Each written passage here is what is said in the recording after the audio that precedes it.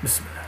Tatiana se rendit compte de la réprobation générale des animaux, mais elle ne s'arrêta pas d'avancer pour autant.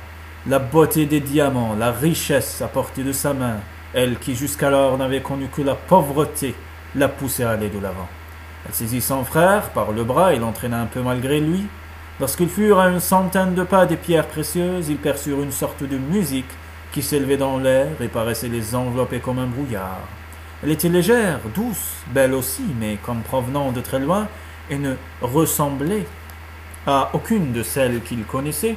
Grisha s'arrêta, retint sa sœur. Tu entends? Oui. On dirait une musique. C'en est une. C'est étrange, non? Ne t'inquiète pas, une musique n'a jamais fait de mal à personne. Tout en marchant, elle se construisait déjà une nouvelle vie. Elle se voyait arrivant chez ses parents et jetant les diamants sur la table devant leurs yeux émerveillés. Elle leur disait: Voyez, nous sommes maintenant les gens les plus riches de la Sibérie, peut-être de toute la Russie. Notre maître n'en possède pas autant. Grisha essaya à nouveau de freiner son enthousiasme. Et si Igor Ivanissevitch avait raison? Hélas, elle vivait toujours dans son rêve. Elle pensait: moi, je m'achèterai une superbe troïka avec 3 magnifiques chevaux noirs. Je les veux noirs, car l'hiver, quand la neige est blanche, ils sont encore plus beaux. Grisha les conduira, ils nous fileront comme le vent. Quand nous passerons, les gens diront: c'est les enfants des Smirnov. Vous savez, ceux qui ont trouvé tous ces diamants près de la pierre de lune. Plus ils approchaient du but, plus la musique se faisait violente. Par moments, on aurait dit qu'elle avait des coups de tonnerre. Bientôt, elle leur fut si difficile à supporter que Grisha se bouchait les oreilles pour se protéger. « Petite sœur, si on s'arrêtait !» Tatiana ne voulait pas l'écouter. Elle fronça ses sourcils, serra ses mâchoires l'une contre l'autre et continua d'aller de l'avant. L'immense trésor était là, de plus en plus près. Maintenant, leur marche s'effectuait avec difficulté. Au fur et à mesure qu'ils approchaient du but, la chaleur devenait lourde, étouffante, et ils peinaient à respirer. On aurait dit que la pierre tombée du ciel voulait défendre son bien, mais Tatiana n'était pas une fille à renoncer facilement à ce qu'elle avait entrepris. Elle lutta, entraînant toujours son frère. Petit frère, il y en a tellement que je ne peux pas le croire. Ce ne sont pas de vrais diamants, Tatiana, et je sens qu'ils vont nous porter malheur. Grisha ne dit pas de bêtises. Avec eux, nous serons riches, très riches. Encore 20 pas, puis 10, et ils seraient arrivés. C'est alors que l'obscurité totale se fit brusquement, les empêchant d'aller plus loin. Les enfants levèrent les yeux. Ils virent qu'une sorte de grand voile noir s'était étendu dans le ciel, empêchant les rayons du soleil de parvenir jusqu'à la terre. Une nuit profonde venait de se former, mais une nuit très différente de celle qui fait chaque soir son apparition. Elle était beaucoup plus sombre, plus angoissante. Aucune étoile n'était visible, et la lune ne s'était pas accrochée quelque part dans le firmament. Pas de vent non plus, mais une fraîcheur semblait monter du sol et envahir l'étrange nuit. Grisha, qui n'avait suivi sa sœur qu'avec réticence, fut le premier à réagir. « Petite sœur, c'est quoi ce qui se passe ?»« Je n'en sais rien. Pourquoi il fait nuit d'un seul coup ?» Tatiana ne répondit pas, fascinée par ce qu'elle découvrait devant elle. Seul, au sommet de la pierre, au sein de cette nuit sans pareille, le gros diamant continuait de briller de son merveilleux éclat, créant par sa luminosité une présence indéfinissable. « Il fait moins chaud, dit Grisha, et on respire mieux. » Et Tatiana ne l'écoutait pas. Détachant ses yeux de la pierre précieuse qui avait attiré son regard, elle se mit à chercher autour d'elle les innombrables petits diamants qu'elle était venue chercher. Hélas, elle n'en apercevait plus un seul. « On ne voit plus les diamants, dit-elle, d'une voix angoissée. Pourtant, il y en avait tellement qu'on aurait pu remplir nos poches. » Elle se baissa et se mit à tâter le sol autour d'elle, mais sans résultat. Ils étaient là, tout près. Nous n'avions plus qu'à nous baisser pour les ramasser. C'est peut-être mieux ainsi. Tatiana continuait de chercher autour d'elle. Pourquoi dis-tu cela? Parce qu'il possède peut-être un pouvoir inconnu qui nous ferait du mal. Rien n'est plus comme avant depuis que cette pierre est tombée du ciel. Et si tous les animaux se sont arrêtés au bord de la forêt, c'est qu'ils savent qu'il existe un danger. Ils ont quelque chose dans la tête que nous n'avons pas. Souviens-toi aussi de la légende de tante Kalia. Elle a disparu le jour où une autre pierre, semblable à celle-ci, est tombée tout près d'ici. Certes, on n'a jamais retrouvé son corps, mais la mort brutale de tous les ours qui l'accompagnaient prouve bien qu'il faut se méfier d'elle. Qui sait d'où elle vient exactement? Grisha prit sa sœur par le bras et voulut l'entraîner avec lui. « Viens, retournons vers Igor et ses ours. Près d'eux, nous serons mieux qu'ici. Comprenant que son frère avait raison, Tatiana se tourna en direction de la forêt et elle vit une multitude d'yeux verts ou rouges qui brillaient dans la grande obscurité comme de nombreuses petites lumières. De temps en temps, elles s'éteignaient, puis se rallumaient, se mouvaient aussi, montrant qu'elle appartenait à des êtres vivants. Tout à l'heure, celle des diamants était presque semblable, mais elle s'était mystérieusement éteinte. « Tu as raison, dit-elle à Grisha, et j'étais devenue un peu folle, retournant vers les autres. » La lumière des yeux verts ou rouges leur servit de guide, et ils purent rejoindre facilement Igor et ses ours. « Je suis content de vous voir revenir, dit le vieil homme. J'ai eu peur pour vous. »« Pardon, monsieur Igor, dit Tatiana, j'ai été très imprudente. » Vania, le petit ours, s'approcha d'elle et frotta son museau sur son épaule pour lui prouver sa joie de la sentir de retour.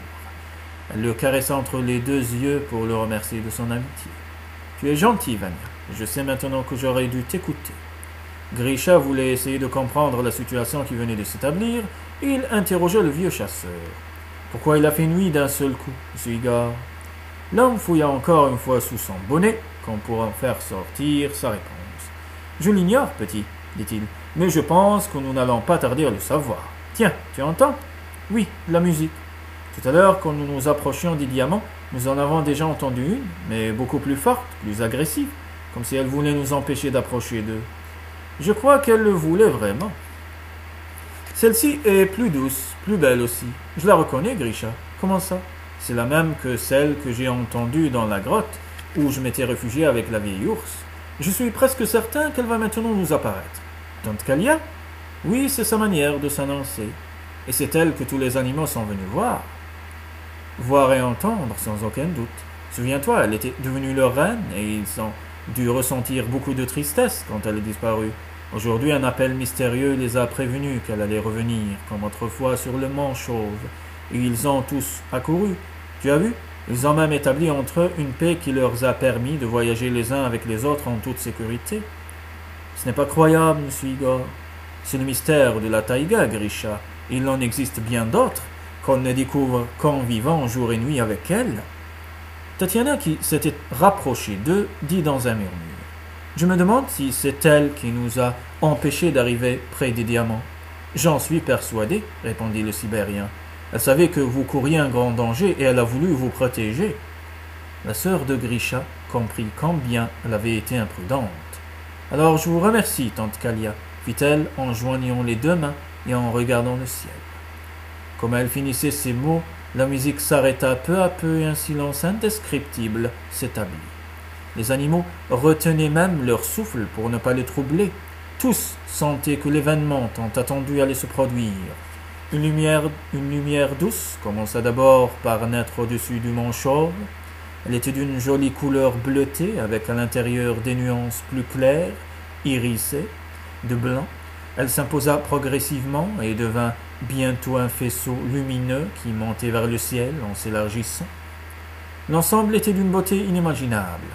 Lorsque le merveilleux décor céleste fut installé, un point plus sombre apparut en son milieu, puis se mit à grandir. On distingua bientôt une forme, une silhouette, dont les traits se précisèrent et qui fut reconnue de tous. Une sorte de long grognement d'émotion monta de la foule des animaux, qui fut suivie d'une énorme manifestation de joie, où se mêlaient les jappements, les feulements, les bêlements, les hurlements, ils l'acclamaient à leur façon. Près d'Igor et des enfants, Vania et Masha, dressés debout sur leurs pattes de derrière, émettaient du fond de leur gorge des grognements rauques et battaient l'air de leurs pattes avant comme s'ils l'applaudissaient. Tatiana et Grisha en étaient si émus que des larmes leur venaient aux yeux, eux aussi, sans pourtant l'avoir jamais vue, venaient de la reconnaître. Il s'agissait bien de tante Kalia, ou tout au moins de son image qui venait de surgir de l'immensité. Le mystère était grand, mais nul ne se posait de questions et chacun se contentait de s'émerveiller de son apparition. Maintenant, sa silhouette avait considérablement grandi et ses traits étaient devenus plus précis, élancés, minces, et le corps couvert d'un long voile qui lui donnait une allure de reine. Elle portait toujours ses longs cheveux blancs qu'elle avait ramenés sur sa poitrine et qui descendaient jusqu'à sa taille. Son front était haut, son regard vif. Et elle souriait. Il se dégageait d'elle une grande bonté qui se communiquait à tous les spectateurs. Comme elle est belle, dit Tatiana en extase. C'est alors que d'autres points sombres apparurent autour d'elle, puis agrandirent à leur tour pour prendre une forme bien définie. Aussitôt une clameur s'éleva dans la nuit, car les animaux médusés venaient de le reconnaître. « Les ours !» s'exclama Tatiana. « Les ours qui l'entouraient et qui sont morts quand la première pierre est tombée du ciel !» renchérit Grisha. En effet, c'était bien leur image qui venait de se former autour de tante Kalia. Ils étaient une dizaine assis autour d'elle. Il y en avait des jeunes et des vieux, des grands et des petits, et les oursons se trouvaient aux côtés de leur mère. Ils étaient ainsi quand le destin les avait frappés. Ils faisaient face aux animaux et de leurs pattes avant, leur prodiguaient des signes d'amitié, comme pour leur dire « Voyez, nous aussi nous sommes venus vous voir ».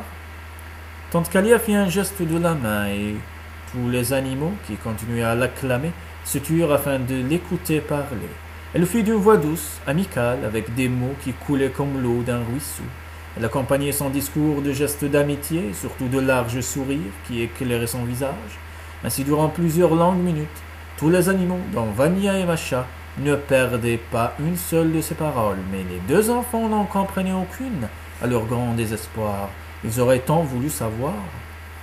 Tatiana s'approchait du vieux sibérien qui se tenait lui aussi figé comme une statue, le regard tourné vers l'apparition, sentant l'enfant près de lui glissa à voix basse. « Elle est bien telle que je l'ai vue la première fois. Comprenez-vous ce qu'elle dit ?»« Non, petite sœur, et je le regrette. J'ai bien saisi quelques mots, mais je ne peux comprendre le sens de son discours. Pour moi, elle leur raconte comment sa disparition est arrivée, et elle leur dit qu'elle est malgré cela toujours présente avec eux. »« Regardez, dit Grisha, elle désigne les ours réunis autour d'elle. » En effet, tout en leur parlant, elle les montrait de la main, et ceux-ci se levaient puis venaient se regrouper plus près d'elle. « La reine des ours et sa cour !» s'écria Tatiana admirative.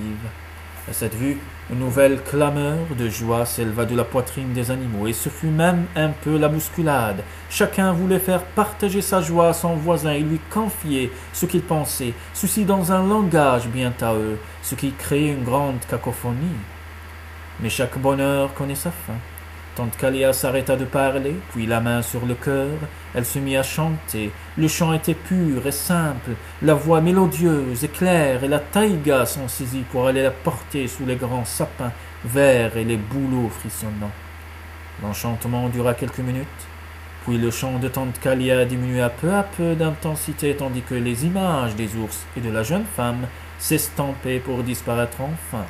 Un moment, il ne resta plus que le faisceau lumineux éclairant le mont chauve, puis il disparut à son tour, le long voile noir obscurcissant le ciel, se déchira également et le soleil put revenir baigner le soleil de la Sibérie, baigner le sol de la Sibérie qui venait de connaître une de ses nuits les plus étranges.